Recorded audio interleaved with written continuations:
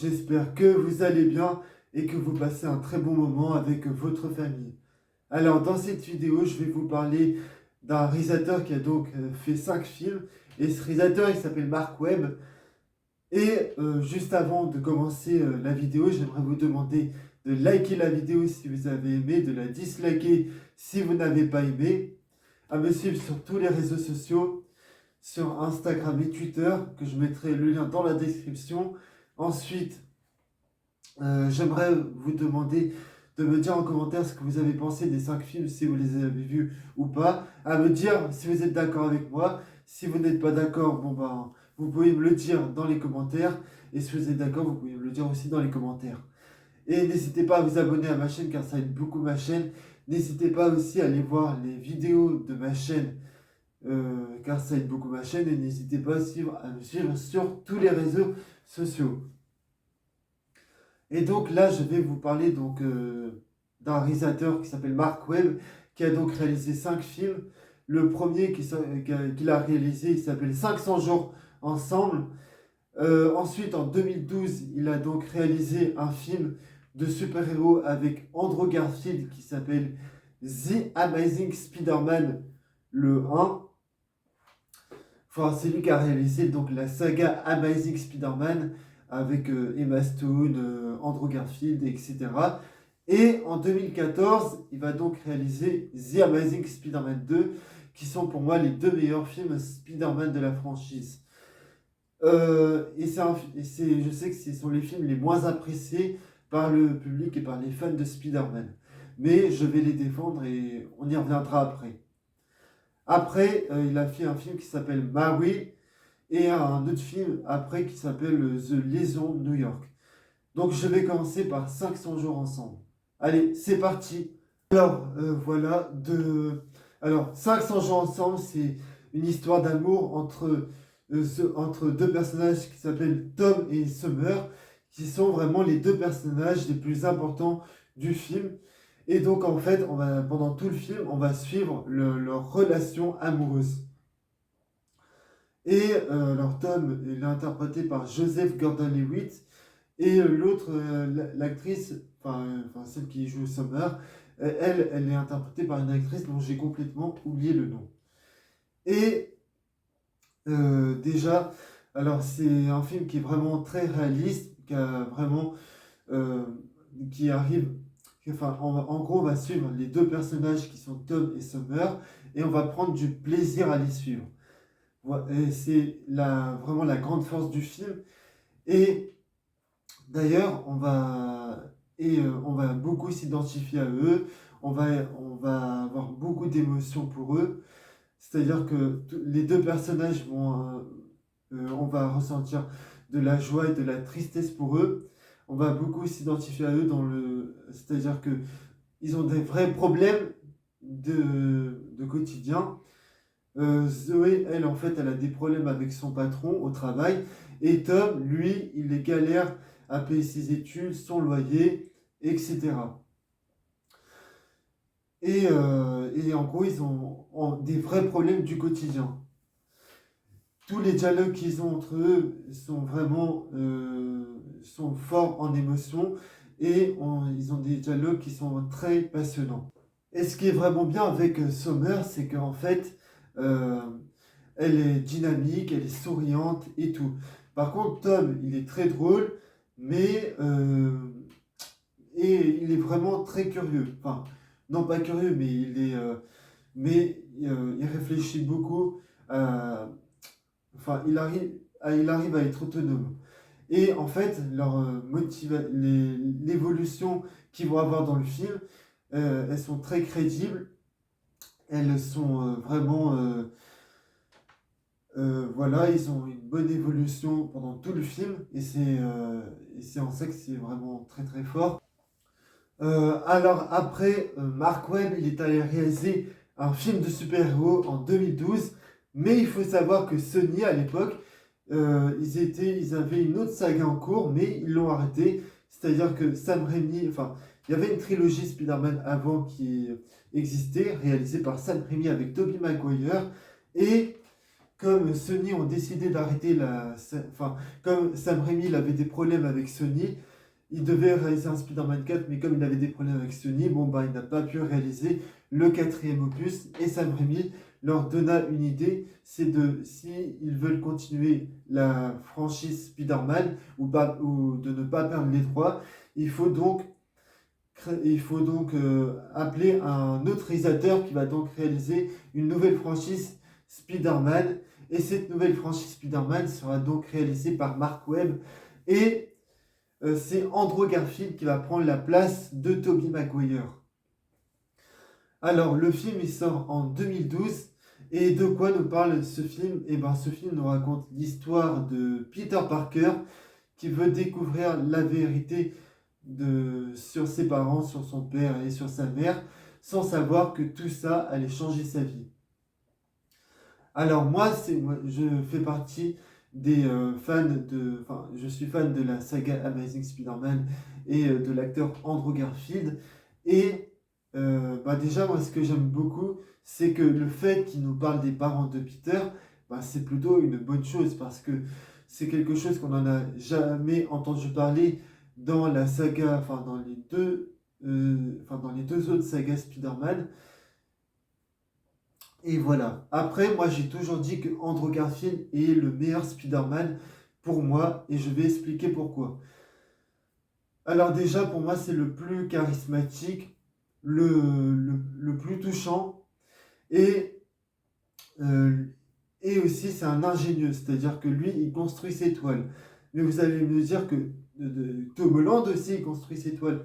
Oui, mais c'est pas pareil, c'est juste qu'en fait, Andrew Garfield, lui, il a créé ses gadgets, alors que Tom Holland, ses gadgets, lui, il les a eus par Tony Stark. Alors moi déjà, ce que j'aime bien, c'est que Andrew Garfield, il a d'autres qualités que les deux autres acteurs de Spider-Man n'ont pas. C'est-à-dire que lui, il est attentionné, il est très social, il discute avec beaucoup de gens, et ça fait énormément plaisir. Après, lui au moins, il essaie de trouver des moyens pour arrêter le lézard dans le 1, et dans le 2, il essaie de trouver des moyens pour arrêter Electro. Et ce qui est vraiment bien, c'est que il est attentionné, il écoute beaucoup. Et quand il se fait piquer par l'araignée dans Amazing Spider-Man 1, à partir de ce moment-là, il essaie de changer de look pour essayer de plaire aux filles. Et quand il est quand il est en Spider-Man, on voit qu'il est heureux d'être dans le costume. On voit qu'il prend beaucoup de plaisir à jouer Spider-Man. Il s'éclate et tout. Alors que Tobey Maguire, quand il est en Spider-Man, il n'arrête pas de pleurer. Et c'est un Spider-Man qui fait des blagues. Et il sait rigoler au bon moment et il sait être sérieux au bon moment. Voilà. Et ce que j'aime beaucoup aussi, euh, c'est c'est qu'en fait, toutes les scènes où on voit Andrew Garfield qui se balade de building en building, quand on le voit voltiger dans les rues de New York, t'as l'impression, ce sont des scènes à la première personne, c'est-à-dire que t'as l'impression d'être à sa place. Et ça, c'est vraiment cool. Après, pour moi, c'est celui qui a la meilleure gestuelle. Pour moi, c'est le plus drôle des trois acteurs qui interprètent Spider-Man. Et c'est celui qui a le meilleur costume. Et au moins, lui, ce qui est bien avec lui, c'est que quand il est en Spider-Man, il est curieux, il est aimable, il est poli. Et c'est un mec qui sait se défendre. Euh, voilà, voilà. Et ça, toutes ces qualités que je viens de vous citer, on les retrouvera pas dans le Spider-Man de Tobey Maguire et celui de Tom Holland, pardon. Et par contre, j'ai beaucoup de problèmes avec le lézard. Enfin, il y a un truc que j'aime bien avec lui, déjà ce que j'aime bien, c'est le docteur Curtis Connors. Ce que j'aime beaucoup, c'est qu'en fait, il dit qu'il veut pas dire la vérité à Peter pour ne pas le vexer à propos de son père. Et le fait qu'il ne veuille pas lui dire la vérité, ça montre au fond de lui que c'est une bonne personne. Sauf que quand il s'en transforme en lézard, parce que il se transforme en lézard. Bon, le design sur le lézard, pour moi, il est vraiment pas bien fait. Il est vraiment très menaçant et tout. Il représente une vraie menace. Par contre, le fait que le fait il veut transformer tout le monde en lézard, ça c'est un plan que j'ai jamais vraiment compris. Je vois et j'ai jamais vu vraiment l'intérêt de ce plan-là. Et aussi, c'est un plan qui est pas ouf déjà parce que tu n'arrives pas à t'engager en tant que spectateur. Par contre, c'est vrai que et ça c'est une qualité qu'il y a par rapport à Andrew Garfield, c'est que quand il découvre ses pouvoirs, bah, il s'amuse, il s'éclate et tout. Et ça c'est vraiment cool à voir. Et déjà sa copine, qui est interprétée par Emma Stone, bah, déjà il faut savoir que les deux acteurs, Andrew Garfield et Emma Stone, se sont mis pendant le tournage de The Amazing Spider-Man 1. Et ça se ressent énormément parce que pour moi, la relation entre les deux fonctionne très très bien. Pour moi, c'est la meilleure histoire, enfin la meilleure histoire d'amour de tous les films de super-héros. Et ça se ressentira encore plus dans le deuxième. Et le fait que Gwen Stacy, qui est interprétée par Emma Stone, soit la fille du policier, bah, ça rajoute un peu plus de drame dans le film. Et quand on voit Andrew Garfield et Emma Stone, bah, toutes ces scènes-là, elles sont vraiment bien parce que tu as l'impression de vivre le premier amour de ta vie. Voilà, là je vais parler du deuxième film, The Amazing Spider-Man 2, qui a reçu des très mauvaises notes. Alors, de quoi nous parle The Amazing Spider-Man 2 ou The Amazing Spider-Man, le destin d'un héros? Il est toujours réalisé par Mark Webb et le film il sort 2 ans après le volet précédent. Dans ce second opus, Peter il va essayer de gérer sa relation avec Gwen, et d'un autre côté, il va essayer d'en découvrir un peu plus sur les secrets de son père. Et alors, vraiment, je ne comprends pas pourquoi ce film se fait autant bâcher. Pour moi, il y a peut-être un défaut sur lequel on y reviendra après. Mais sinon, voilà, je vois pas grand-chose de négatif dans le film. Alors, déjà, ce qui est vraiment bien, c'est qu'ils se sont beaucoup améliorés sur beaucoup de choses, comme par exemple sur les effets spéciaux, c'est beaucoup plus clair, la mise en scène est bien meilleure, elle est vraiment au top. Et toutes les scènes où on voit Spider-Man voltiger dans la rue, elles sont mieux filmées que dans le premier. Après, après ce que j'aime beaucoup, c'est qu'en fait, toute la deuxième partie du film euh, va permettre à tous les personnages, Gwen Stacy, Harry Osborn etc., va permettre à ces personnages-là de les faire évoluer. Et déjà, ce que j'aime beaucoup, c'est que quand on voit Spider-Man se balader de building en building, tu crois à mort, vraiment, t'es vraiment à fond, t'as envie de... Ouais, comme dans le premier, t'as envie de te mettre à ta place, enfin, de se mettre à sa place, pardon. Euh, alors, bien sûr, puisque je parle de ce film, je vais bien sûr parler de la scène qui a marqué tout le monde, c'est la mort de Gwen Stacy. Vous savez, quand Andrew Garfield essaie de rattraper, enfin, il lance une toile pour attraper Gwen Stacy, c'est-à-dire que la toile elle se transforme comme une main, et cette scène elle est super déchirante, elle est très poétique et tout, c'est-à-dire tu le vois lancer sa toile pour que lui il puisse la rattraper, et c'est-à-dire que malgré toutes ses forces, il n'y arrive pas quoi. Et vraiment, cette scène-là, elle est juste incroyable en termes de mise en scène et en termes d'émotion. Parce que tu as quand même. Et pourquoi tu as de l'émotion? Enfin, pourquoi cette scène est vraiment triste? Et bien, tout simplement parce que tu as vu leur relation amoureuse qui a commencé dans le premier et qui était super bien traitée, qui est encore mieux traitée dans celui-là. Et puis à la fin, elle meurt, quoi. Et on s'est quand même beaucoup attaché à son personnage. C'est aussi pour ça que c'est très émouvant. Le film, c'est qu'ils ont arrangé quelque chose qui était vraiment pas très bien dans le premier, c'est-à-dire que le personnage d'Aunt May, elle est mieux écrite dans celui-là que dans The Amazing Spider-Man 1, dans le volet d'avant.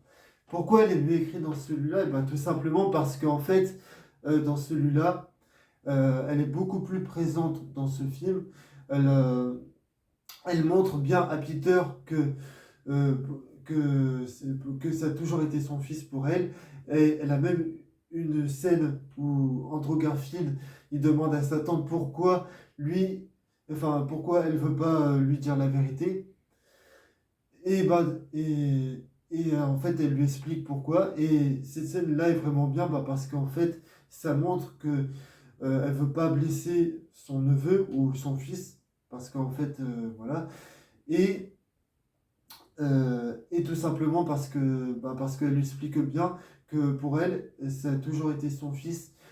Et parce que c'est elle qui s'est occupée de lui depuis qu'il est tout petit. Et voilà. Et il y a beaucoup de scènes comme ça il y a beaucoup de scènes comme ça dans le film. Et ça, c'est vraiment très cool à voir. Après, ce qui est vraiment intéressant, c'est que Andrew Garfield, Spider-Man, il s'en veut de ne pas avoir tenu. Il est un peu traumatisé par la promesse qu'il avait fait dans le premier film au père de Gwen. Il lui avait promis de rester loin de sa fille. Et là, dans le deuxième, il ne tient pas sa parole. Il est un peu traumatisé, torturé par ça, et je trouve ça vraiment très intéressant. Par contre, il y a vraiment des personnages. Alors, les gens disent que les méchants dans ce film-là sont mal écrits. Bah, pour moi, c'est faux, parce qu'ils ont vraiment des motivations qui sont intéressantes. Bon, sauf un seul, qui est pour moi le Rhino, qui est là dans le film, mais on ne sait pas trop pourquoi. Et voilà. Alors pourquoi? Moi je trouve que le Bouffon Vert et Electro sont vraiment bien écrits, ils ont vraiment des motivations qui sont très crédibles. Par exemple dans Harry Oxbom, lui en fait il devient le Bouffon Vert tout simplement parce que il a, il était mourant et donc du coup pour le seul moyen de se soigner c'est de prendre le sang de Spider-Man, mais Spider-Man ne voulait pas lui donner son sang parce que Spider-Man il savait très bien que ça pourrait rendre sa vie encore plus dure et que ça pourrait être quelque chose d'encore plus grave. Donc du coup ce qu'il fait c'est que Harry Oxford va prendre le sérum du Bouffon Vert et il va se transformer en Bouffon Vert, voilà, du Nord. Electro, lui, en fait, c'est parce que avant qu'il devienne Electro, il s'appelait Max Dillon, il est interprété par Jimmy Fox, et lui, en fait, il devient méchant, tout simplement parce qu'en fait, déjà, il est pauvre, et donc à chaque fois qu'il travaille ou qu'il sort dans la rue, il se fait torturer par les gens, il n'a pas d'amis et tout. Et donc, du coup, quand il est en électro, lui, il aimerait que les gens le considèrent comme un dieu, tout simplement parce que avant il n'avait pas de pouvoir et là, il en a. Et comme il en a, il se rend compte que les gens peuvent le calculer, les gens peuvent être gentils avec lui. Un The Amazing Spider-Man 3. À cause des critiques négatives de ce film, un The Amazing Spider-Man 3 devait sortir en 2016 ou 2018.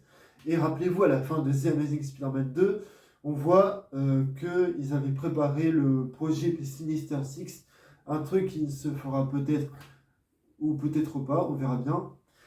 Et malheureusement, comme Sony, ils ont eu leur deal avec Marvel pour intégrer Spider-Man dans le MCU, ils ont arrêté la saga Amazing Spider-Man. Et Andrew Garfield a été viré de. Marvel voulait prendre Spider-Man, mais ne souhaitait pas prendre le Spider-Man d'Andrew Garfield. Et donc, ce qui s'est passé, c'est que lui, il a été viré, et Mark Webb aussi.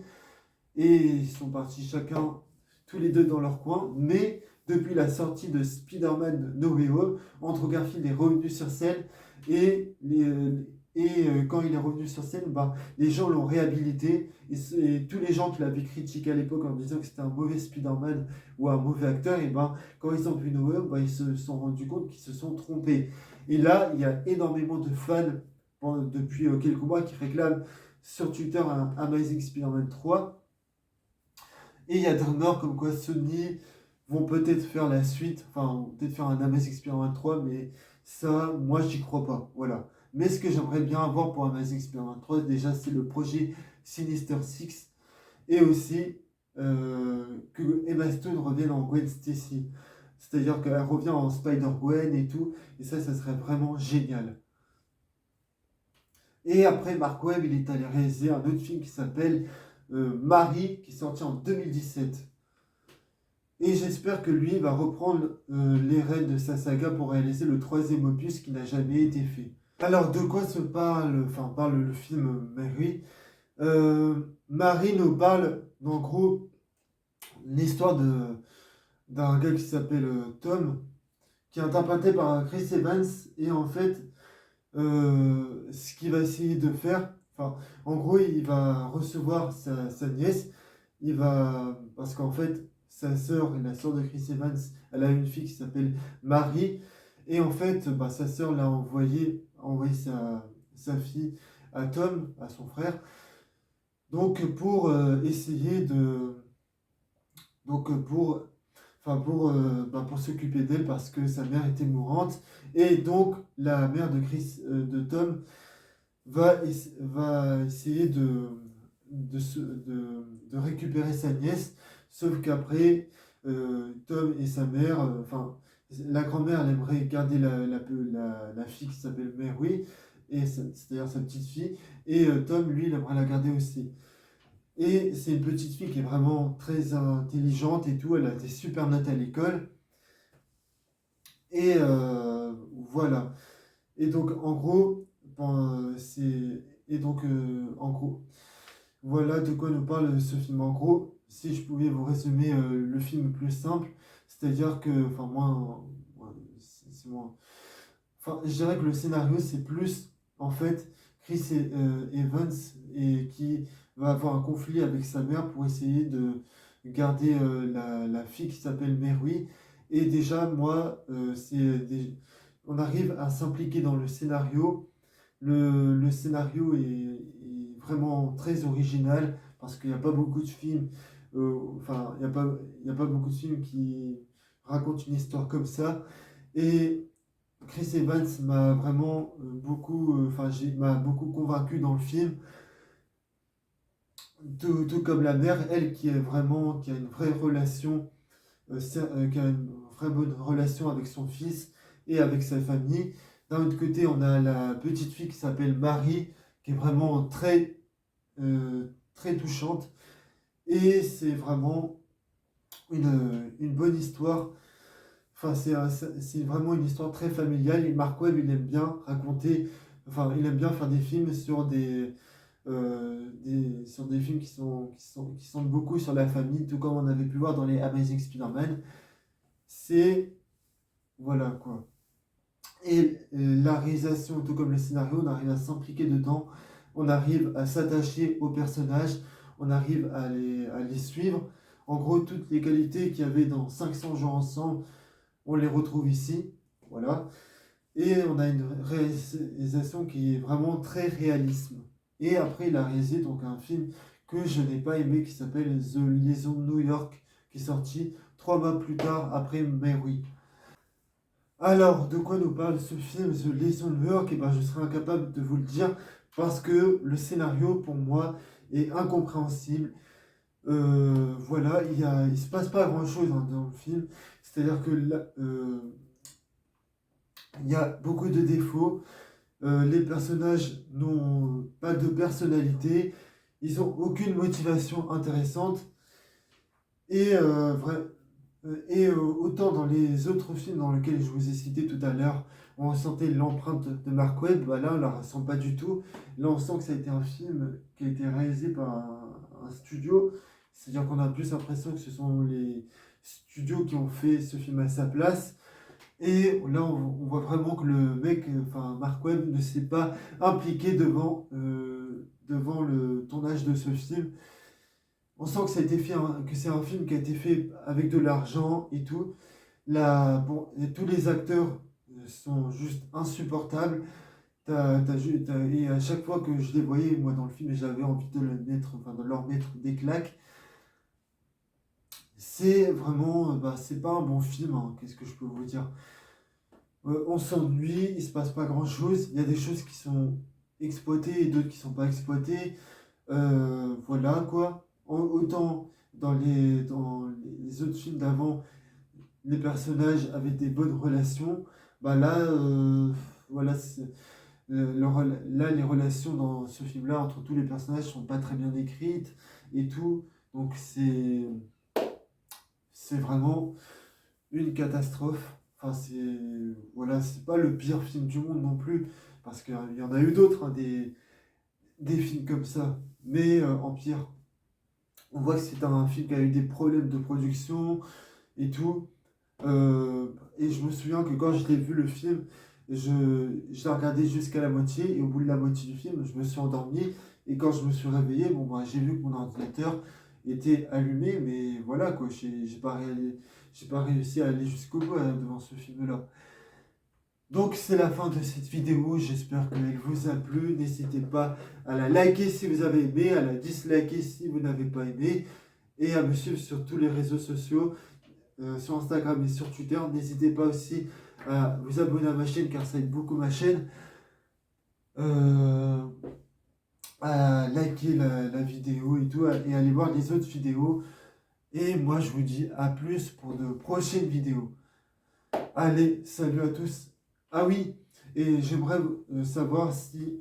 Est-ce que... Parce qu'en fait, je sais que les Amazing Spider-Man ont été réhabilités avec le temps, mais j'aimerais savoir, pour ceux qui ont vu les films, et qui, enfin les films Amazing Spider-Man qu'ils ont revus plusieurs fois, j'aimerais bien avoir votre avis sur ce que vous en avez pensé avant et sur ce que vous pensez maintenant. Allez, et voilà, donc moi je vous dis à plus pour de prochaines vidéos. Allez, salut à tous.